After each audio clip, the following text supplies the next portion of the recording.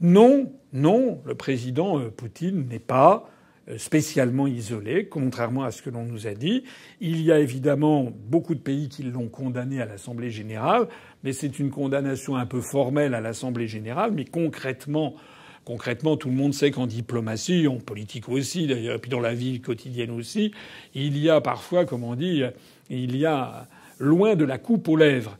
J'ai trouvé sur Internet cette carte, ce n'est pas moi qui l'ai faite, je l'ai trouvée sur Internet, elle est assez intéressante, mais il y a quand même à manier avec précaution. C'est une carte qui essaie de cartographier au 7 mars les réactions à l'invasion de l'Ukraine. Et l'on voit sur cette carte que vous avez devant vous les pays qui sont en bleu sarcelle foncé, qui sont ceux qui ont condamné vivement la Russie et qui ont pris des sanctions. Et vous y voyez quoi? Vous y voyez l'Amérique du Nord, les États-Unis et le Canada. Vous y voyez les pays de l'Union européenne. Vous y voyez l'Australie et la Nouvelle-Zélande. Et puis, c'est à peu près tout, en y ajoutant le Japon et la Corée, mais dont j'ai parlé tout à l'heure. C'est pour ça que cette carte est un peu à prendre avec des pincettes, parce que le Japon et la Corée, ils n'ont pas vraiment pris de sanctions. Ils en ont pris un petit peu, mais enfin, ils ont bien fait savoir qu'ils voulaient continuer absolument à acheter du gaz.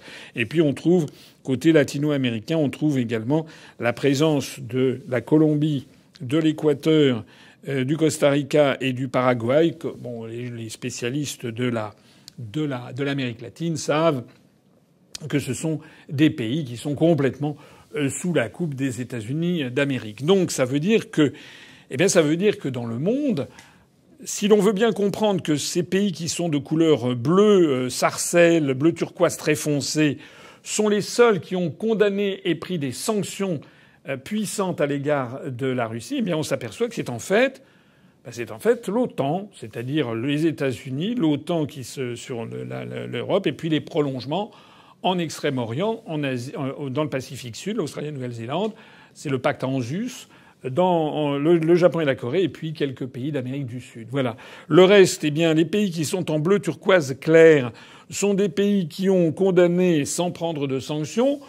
On voit notamment, vous avez vu, il est question là, le Mexique par exemple, je vous ai montré. Le Mexique, il a condamné à l'Assemblée générale, puis c'est tout, il s'est contenté de ça, et pour le reste, le Mexique, eh bien, refuse la moindre sanction et en fait tient des propos qui sont tout à fait en faveur de la Russie. C'est pareil, on l'a vu avec l'Égypte. J'aurais pu parler aussi de l'attitude ambiguë de la Turquie. Quant à l'Arabie saoudite, vous voyez que les choses ont quand même évolué depuis l'établissement parce que on peut pas dire qu'ils aient beaucoup condamné la Russie. En tout cas, ils sont en délicatesse, ils sont en froid avec Washington, de même que les Émirats arabes unis, qui apparaissent en bleu turquoise sur cette carte, comme s'ils étaient un peu d'accord, en fait, de moins en moins. Sur cette carte, vous voyez également en couleur terre claire ou bistre clair, vous avez les États qui ont refusé toute condamnation. Donc vous voyez qu'il y a quand même l'ensemble eurasiatique qui est très représenté, mais également beaucoup de pays africains. Et puis vous avez en rouge foncé, eh bien vous avez les pays qui soutiennent la Russie. Donc c'est un véritable soutien. On y voit la Russie, bien sûr, mais on y voit également la Syrie de Bachar el-Assad, l'Éthiopie, la Birmanie, la Corée du Nord, le Venezuela. Mais ce serait un tort, parce que j'ai vu ça sur Internet, des gens qui disent qu'en fait Poutine n'était soutenu que par des pays épouvantables qui sont la Corée du Nord, le Venezuela, la Syrie, la Birmanie. Voilà. Non, ça n'est pas vrai. Il se trouve que ces pays comptent parmi les pays un peu parias du monde pour toute une série de raisons.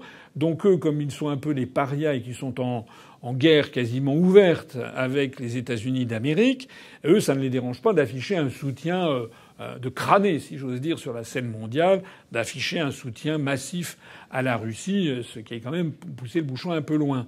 Mais ce qui est intéressant sur cette carte, c'est qu'il faut bien comprendre que tous ceux qui ne sont pas en bleu turquoise foncé ni en rouge foncé, c'est-à-dire ceux qui sont en bleu turquoise pâle ou en couleur beige, eh bien, sont des pays qui soit n'ont pas condamné la Russie, sans la soutenir ouvertement, c'est le cas de la grande majorité des pays que j'ai cités, soit ont condamné du bout des lèvres la Russie, mais ont maintenu avec elle des relations tout à fait satisfaisantes, jusque y compris par exemple à développer des accords pour de construction de sous-marins nucléaires. En conclusion générale, ça devrait inciter toutes les personnes qui m'écoutent à deux réactions très importantes. Premièrement, la presse, je suis désolé, la presse française ne fait pas son travail. La presse française qui veut faire croire aux Français que la Russie serait au bout du rouleau, complètement isolée dans le monde, que Poutine serait un paria international, non, c'est faux. C'est faux. C'est faux. Встречайте!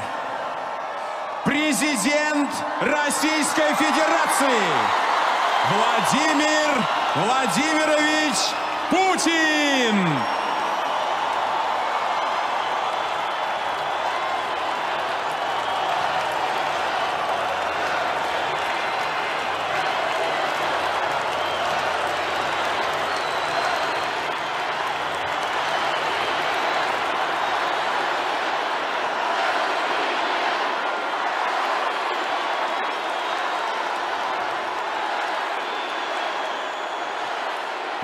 Ça, c'est la première chose.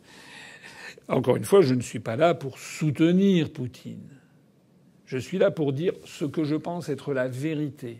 Et ce que je pense être la vérité, c'est que tout ceci ne se serait pas produit si les Américains étaient restés chez eux. Et si les Américains et l'OTAN avaient décidé une fois pour toutes que l'Ukraine appartenait à la zone d'influence de la Russie, de même que les États-Unis considèrent que le Mexique fait partie de sa zone d'influence et Cuba également. Et puis alors, ce que je voudrais dire enfin, c'est que si on y réfléchit bien, c'est assez inquiétant pour l'Occident. Parce que ce que l'on voit, c'est que Washington n'impressionne plus vraiment comme avant. Et l'Union européenne encore moins.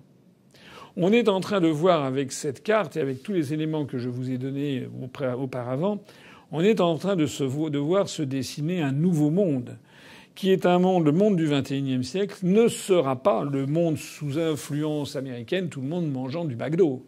Non, non, non. Non. Le monde du XXIe siècle, qu'il apparaît, c'est un monde où la puissance des pays de l'OCDE ou de l'OTAN, enfin en gros l'Amérique du Nord et l'Europe plus Japon-Corée, eh bien cette puissance ne cesse de diminuer. C'est d'ailleurs assez logique puisque à la fin de la Seconde Guerre mondiale, les États-Unis, le Canada et ce qui représente aujourd'hui les pays de l'Union européenne et le Japon devaient représenter peut-être quelque chose comme 35% de la population du monde. Je dis ça à la louche, hein, c'est peut-être pas précis, mais c'est certainement entre 30 et 40%. Et aujourd'hui, eh bien, c'est plutôt de l'ordre de 10 à 12%. Donc, le déclin démographique relatif par rapport à la puissance démographique de l'Afrique, de l'Inde, de la Chine, de l'Asie du Sud-Est, je n'ai pas parlé non plus du Pakistan et du Bangladesh, ni de l'Iran, dont je n'ai pas parlé, mais qui là aussi tous ces pays sont en fait derrière la Russie, eh bien ça veut dire que le monde vraiment a basculé, que le monde bascule, et qu'il serait fort avisé que la France se retire de cette alliance qui est perçue comme de plus en plus agressive dans le monde et qui est de moins en moins suivie. Parce que s'il y a tous ces pays qui se soustraient aux États-Unis, même l'Arabie saoudite, même les Émirats arabes unis, même Israël, même le Brésil, même le Mexique, etc., ça veut dire que de plus en plus de pays du monde ne supportent plus l'impérialisme américain qui veut absolument faire régner son ordre partout sur Terre. Donc je pense que nous sommes dans une phase de changement, de basculement du monde réellement très importante, avec tous les dangers que ça peut représenter, puisque ça pourrait déraper jusqu'à des guerres nucléaires, mais qui est porteur aussi, je l'espère du moins, d'un monde du XXIe siècle qui deviendra un monde plus apaisé, où il n'y aura pas de pays qui voudra être le roi du monde, si je peux dire cette expression. Vive la République et vive la France.